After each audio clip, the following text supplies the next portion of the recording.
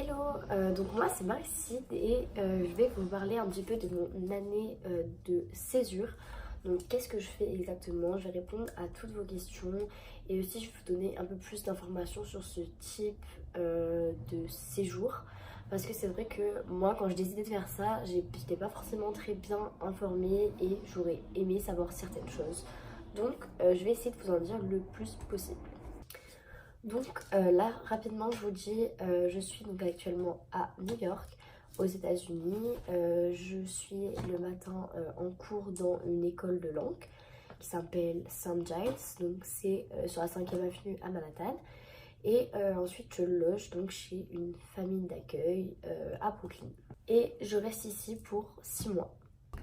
Ok, donc maintenant je vais vous parler un peu de l'organisme avec lequel je pars, donc ça s'appelle Bilang. Je vous mettrai bien sûr dans la description le lien. Donc en fait c'est un organisme, il est assez récent. Donc en fait c'est deux personnes qui s'occupent de ça, c'est un petit organisme, donc c'est pas un énorme truc et c'est un avantage car donc c'est pas une usine et les gens s'occupent vraiment beaucoup de vous, ils vous accompagnent dans toutes les démarches. Par exemple pour le visa, donc pour partir aux États-Unis, c'est très compliqué, c'est très long à faire et c'est vrai que j'ai été accompagnée tout au long de cette démarche et ça m'a beaucoup aidée. Voilà, donc comme je vous ai dit ensuite, donc vraiment on s'occupe très bien de vous.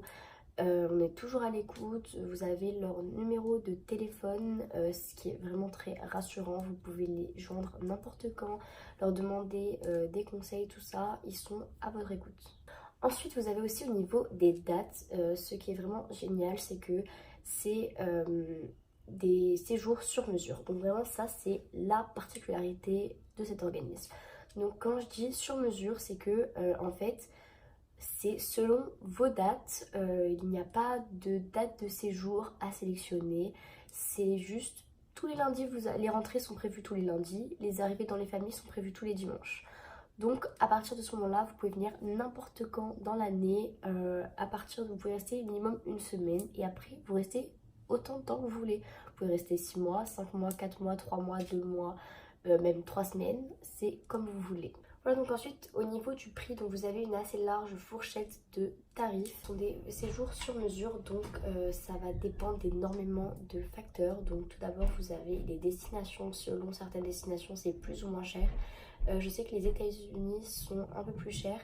Donc par exemple New York, je sais que c'est aux alentours de 13 000 à 14 000 euros. Ensuite vous avez San Francisco qui est moins cher, donc ça c'est vers 8, 9 ou 10 000 euros, quelque chose comme ça, je ne me rappelle plus exactement. Los Angeles est très cher. Vous avez ensuite le Canada qui est plus aux alentours de 9 000 euros. Puis tout ce qui est Londres, l'Angleterre, tout ça, je sais que c'était beaucoup moins cher, c'est-à-dire vers, je sais pas exactement, je ne vais pas vous dire de bêtises, mais vers 6, 7, 8 000 euros. Ensuite, ça va dépendre de logement, donc si vous dormez en famille, si vous dormez dans des chambres étudiants en espèce d'université, enfin c'est des résidences étudiantes. Les prix que je vous ai annoncés, c'était pour 6 mois. Après, si vous restez moins ou plus de temps, ça va être plus ou moins cher. Voilà, donc maintenant je voulais aussi vous donner quelques petites raisons de pourquoi faire une année de césure. Donc, la première raison c'est faire un break après les années de lycée qui sont quand même des années assez fatigantes et stressantes, notamment l'année de terminale avec le bac, Parcoursup, tout ça, c'est vraiment des pressions énormes. On vous demande de faire des choix que vous n'êtes pas forcément prêt à faire et donc c'est bien de prendre une année de recul peut-être pour faire justement ses choix en étant plus mature, plus réfléchi et aussi de tout simplement relâcher la pression histoire de entamer ses études supérieures en étant vraiment bien concentré. La deuxième raison, c'est souvent celle que vraiment on pense, en fait on a une idée sur ça et l'idée elle est tout l'inverse. Donc on pense que faire une année de pause ça va être mal vu, tout ça.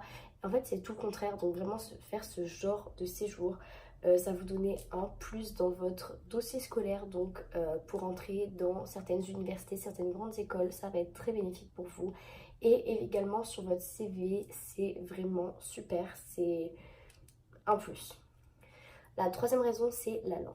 Pour moi, rentrer en études supérieures sans maîtriser parfaitement l'anglais, c'était un peu une sorte de ralentissement parce que je pense que pour le travail de nos jours, c'est vraiment quelque chose de primordial et c'est vrai que Dans les études supérieures, on n'a pas forcément, même en France, l'occasion de bien maîtriser les langues.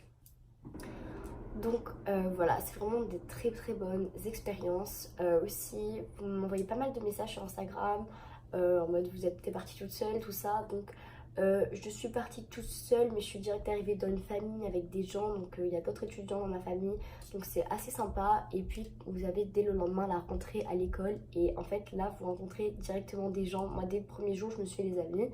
Et c'est comme ça tout le temps, donc même dans tous les séjours, dans les colonies de vacances, à chaque fois, vous êtes avec plein de gens qui sont comme vous, qui sont aussi tout seuls, et vous rencontrez des gens dès le premier jour, même si vous partez tout seul. C'est pourquoi pour moi, partir dans un pays étranger, un pays anglophone, c'est vraiment parfait pour bien maîtriser la langue et pour pouvoir s'en servir plus tard. Maintenant, donc la quatrième raison, pour moi, ça peut être une très bonne aussi alternative quand vous n'avez pas ce que vous voulez ou que vous n'avez rien du tout, ou encore que vous faites quelque chose qui ne vous plaît pas. C'est possible que certains d'entre vous qui regardent cette vidéo à ce moment-là, vous soyez dans des études qui ne vous plaisent pas, et au lieu de perdre un an à rester dans un truc qui ne vous plaît pas et qu'au final vous allez changer, ou sinon faire un an à travailler en France, quoi, pourquoi pas partir donc à l'étranger en séjour linguistique pour apprendre la langue et faire peut-être un plus qui vous aidera à voir ce que vous voulez et que vous n'avez pas eu. Aussi, quelque chose qui est très important et que souvent vous ne savez pas, même moi j'étais très mal informée à ce niveau-là, je l'ai su un peu en mode surprise.